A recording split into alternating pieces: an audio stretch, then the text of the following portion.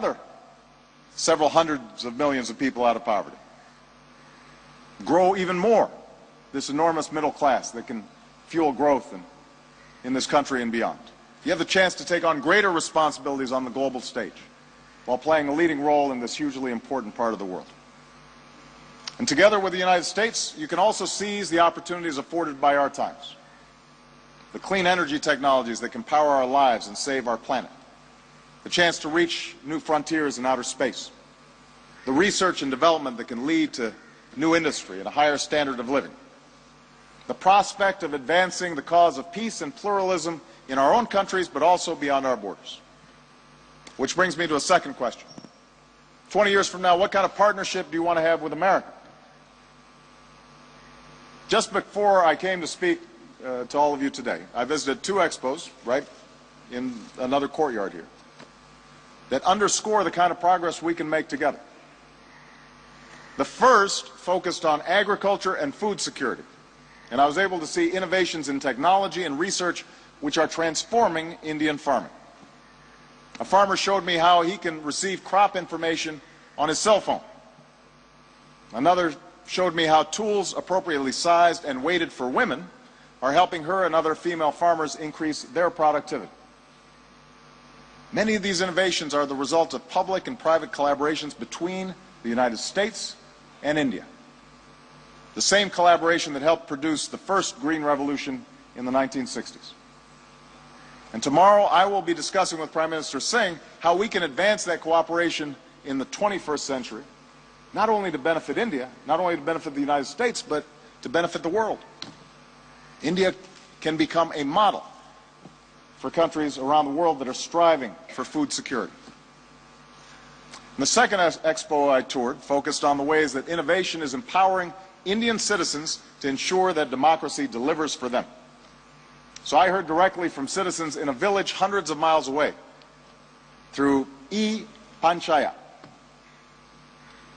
I saw new technologies and approaches that allow citizens to get information or to fight corruption, monitor elections, find out whether their elected official is actually going to work,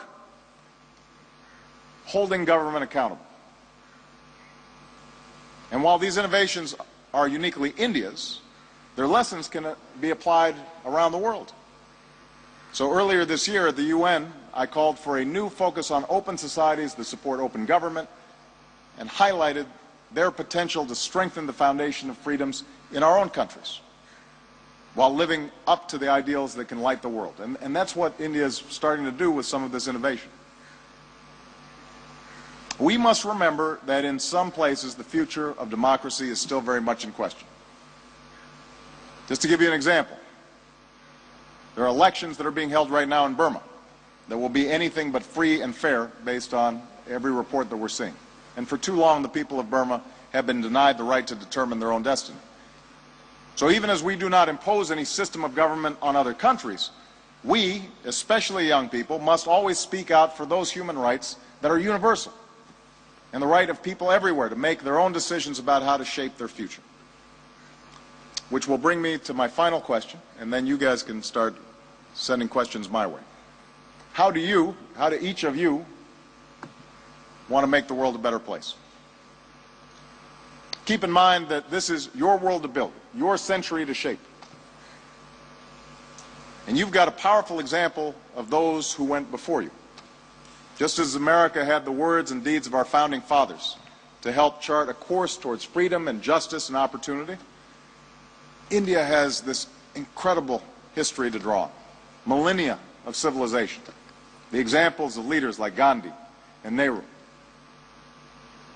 As I stood at Mati Bhavan, I was reminded that Martin Luther King made his own pilgrimage to that site over 50 years ago. In fact, we saw the book that he had signed.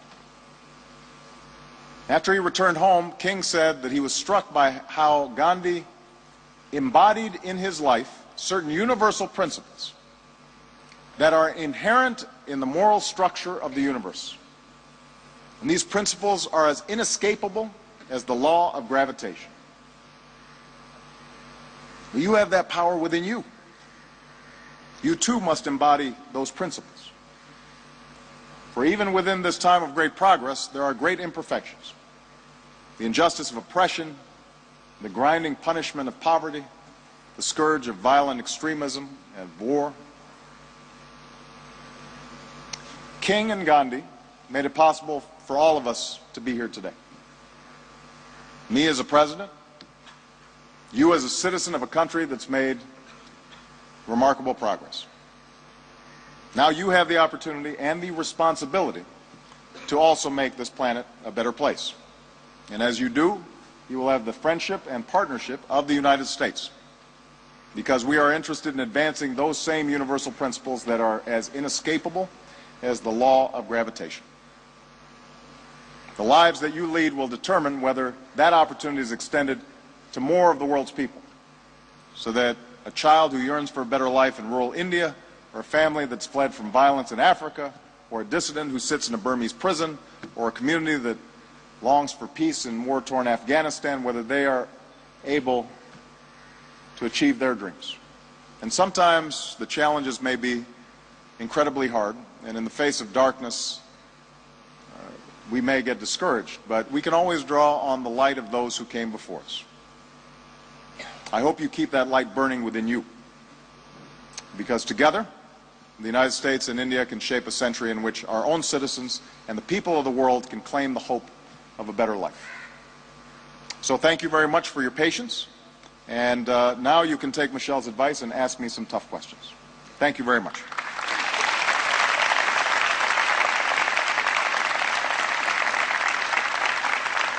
So,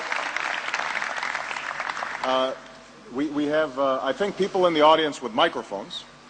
And so, when they come up, if you could introduce yourself, I'd love to know who you are, and we'll start with that young lady right over there.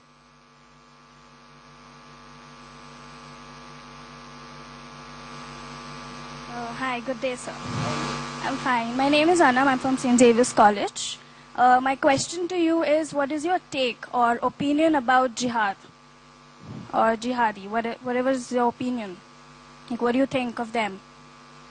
Well, you know, the phrase jihad has a lot of meanings within Islam, and is subject to a lot of different interpretations. But I will say that, first, Islam is one of the world's great religions. And the more than 1 billion people who practice Islam, the overwhelming majority, view their obligations to their religion as ones that reaffirm peace and justice and fairness and tolerance. I think all of us recognize that this great religion, in the hands of a few extremists, has been distorted to justify violence towards innocent people that is never justified.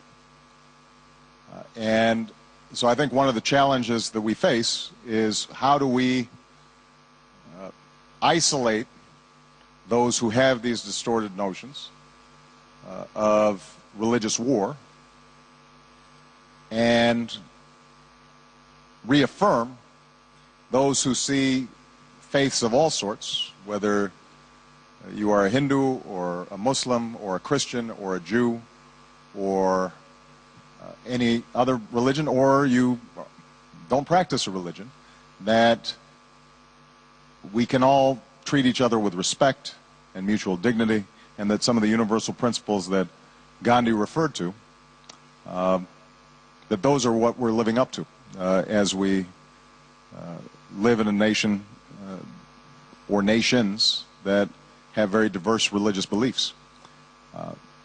And that's a major challenge. It's a major challenge here in India, but it's a challenge, obviously, around the world. And young people like yourselves can make a huge impact in reaffirming that you can be a strong observer of your faith without putting somebody else down or visiting violence on somebody else. I think a lot of these ideas form very early, and how you respond to each other is going to be probably as important as any speech that a president makes in encouraging the kinds of religious tolerance that I think is so necessary in a world that's getting smaller and smaller, where more and more people of different backgrounds, different races, different ethnicities are interacting and working and learning from each other. In those circumstances, I think all of us have to fundamentally reject the notion that violence is a way to mediate our differences. Okay? All right. Yeah, I may not get to every question. I'll call on this young man right here. Right there. Yeah. Good morning, sir. My name is Jahan. I'm from HR College. Sir, my question is more about spirituality and moral values. That we see today in today's world, there's more of a materialistic frame of thought when it comes to generations, budding generations. So what do you believe is a possible methodology which governments, rather yours or any other governments in the world, that can adopt to basically incorporate the human core values, the moral values of selflessness, brotherhood, over the materialistic frame of thought which people work by today? It's a terrific question, and I'm glad you're asking it.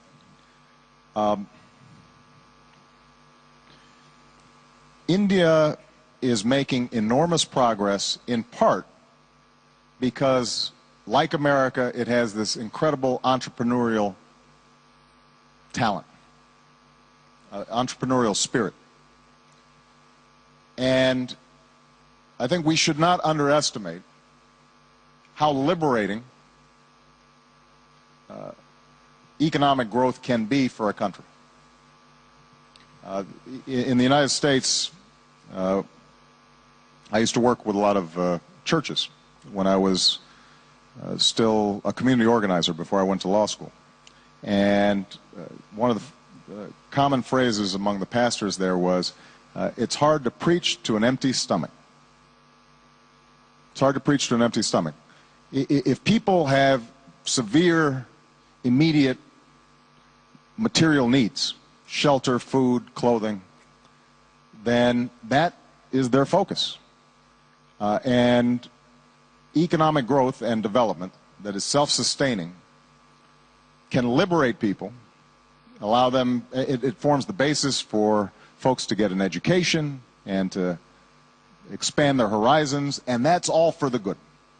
So I don't want any young person here to be dismissive of a healthy materialism, because in a country like India, there are still a lot of people trapped in poverty.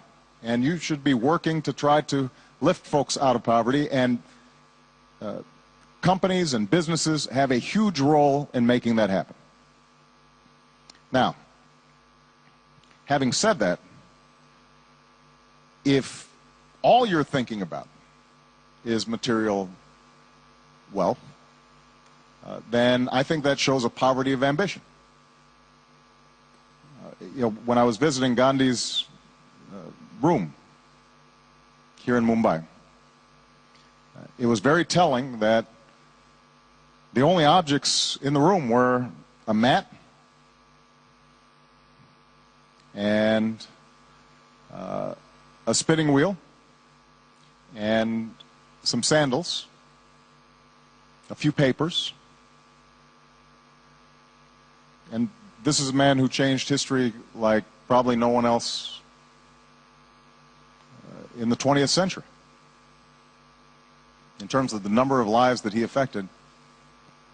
And he had nothing except an indomitable spirit. So everyone has a role to play. And those of you who are planning to go into business, I think it's wonderful that you're going into business. And you should pursue it with all your focus and energy. Those of you, though, who are more inclined to teach or more inclined to public service, you should also feel encouraged that you are playing just as critical a role. And whatever occupation you choose, giving back to the community and making sure that you're reaching back to help people lift up people who may have been left behind, that's a solemn obligation. And by the way, it's actually good for you. It's good for your spirit.